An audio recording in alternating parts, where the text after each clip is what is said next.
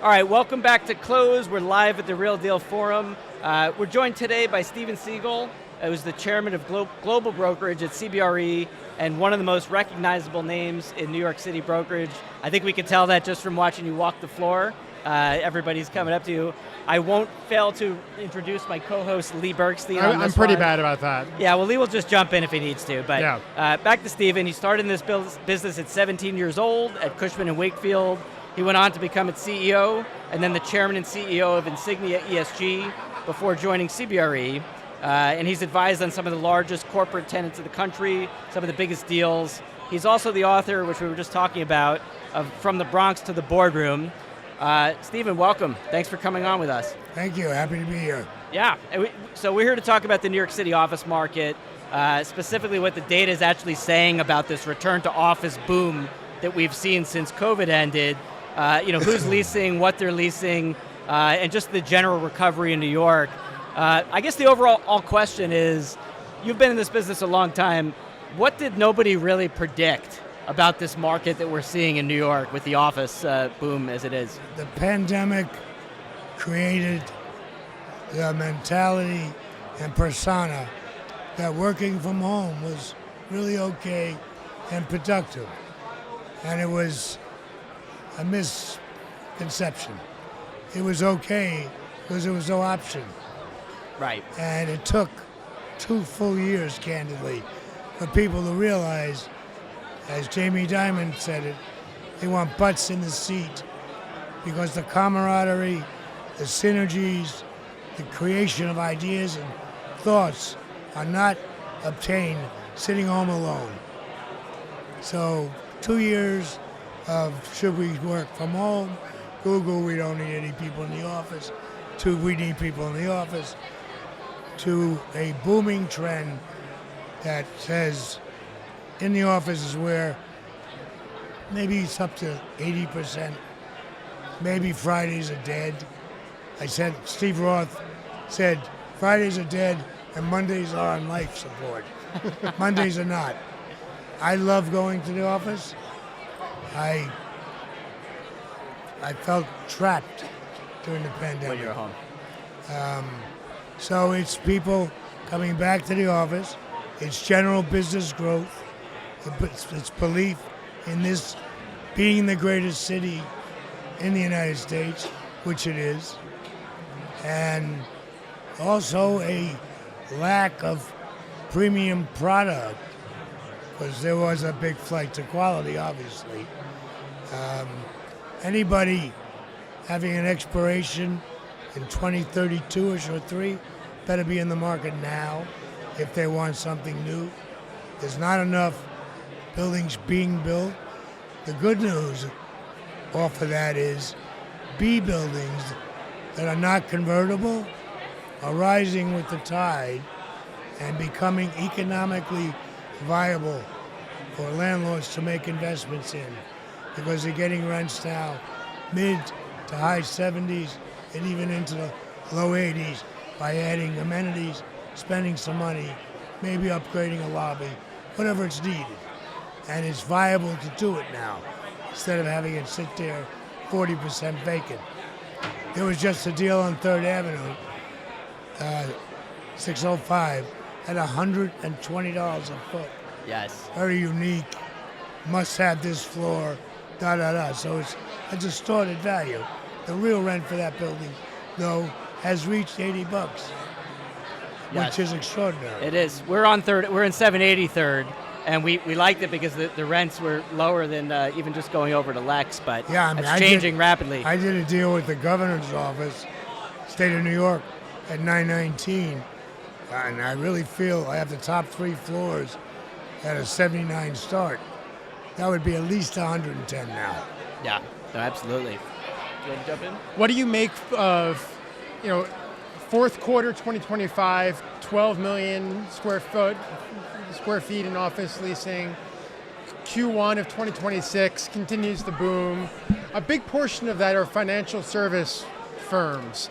Is that indicative of where the broader market is going, or is it just kind of trailing the market as a whole? No, it's not just financial. You've got law firms growing like crazy. Proskauer is on the cusp of signing a deal. BP is signing a law firm for, I forgot their name, maybe McDermott will, I'm not sure, for their new project on Madison. There are a half a dozen other law firms. What do you call it? Cleary Gottlieb just expanded and extended for 15 years at One Liberty. So it's not just financial services, and it's the AI, which to me is a little bit crazy because they'll take 2 floors and a month later they need 2 more. Yes. So that has to level out. That could be a little bit of a .com moment, but Right. But we're seeing, NVIDIA took at 320 a foot, I think, space at One Vanderbilt. I mean, that is just an eye-popping number, even for an amazing new building like that. I got to tell you, every new building, the base is going to start 2.25, and the towers are going to go in 300. We're getting nervous for our renewal. Our renewal is 5 years away, and I'm already nervous for where our rent will be. Where are you at now, rent-wise? So we're like the mid-70s base. I mean, I'm not sure we're supposed to be giving away this. Yeah, it's our landlord is also our client, but not for that building. So they probably won't listen anyway. But that was a while ago, so it's already baked into the historical data. So we'll whitewash that. Do you think AI is kind of the next source of office demand, or are you a little skeptical of whether or not there's going to be a durable long-term market for office space for AI companies? Going off of the AI topic, do you think that there is a durable place for AI users in the office market? AI, unlike the .com, it'll sort down to viable firms, and some of them will become gigantic. So that's a real business, a real industry, and I believe it's going to be a supplemental industry, not a replacement.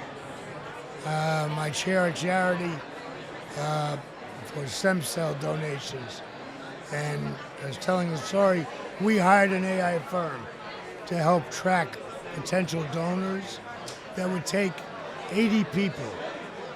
We would never hire 80 people. So it's not like AI's replacing 80 people. AI's supplementing my organization's ability to save lives. That will grow the organization. Just the opposite.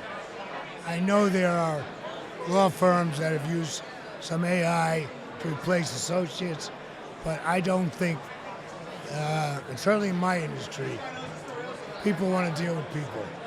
Right. No, that makes sense. So again, we'll be mindful of your time. Maybe last question. There's obviously been Tale of Two Cities with Class A buildings, really hitting unbelievable numbers per square foot, and then some of the Class C buildings falling behind. Because of the overall demand, do you see, the Class B and Class C rents also rising with those waters? Yeah, I said earlier that they're rising with the tide and becoming very viable. Those that aren't automatically convertible, where some of them that are being converted, I wouldn't even think of living in if they gave me an apartment. Right. But some of these buildings that landlords could not make the investment, facing refinancing, and rents that wouldn't support that at the interest rates, now can make investments, add amenities. Those rents are moving up. Yes. I would be worried if I were you. So I know you're a big proponent of in-office work, so are we. We talked about this a little bit already. Is the data supporting that the hybrid model is not a long-term solution in New York City? Do you see us coming back to 4 or 5 days in 4 person? days. 4 days. Yeah, I don't think we'll ever see 5. Friday's gone. My executive assistant for the last 4 years has had an appointment every Friday. Every Friday. Makes sense. Good stuff. All right, Stephen. Well, thank you so much again for your time. Thank you. I'm sorry for the mix-up. No, that's okay. I would ask you where people could find you, but I think you're easily everybody, findable. Everybody knows where to find you. If they don't, they can Google you, and we really appreciate it. Thank you, you. guys.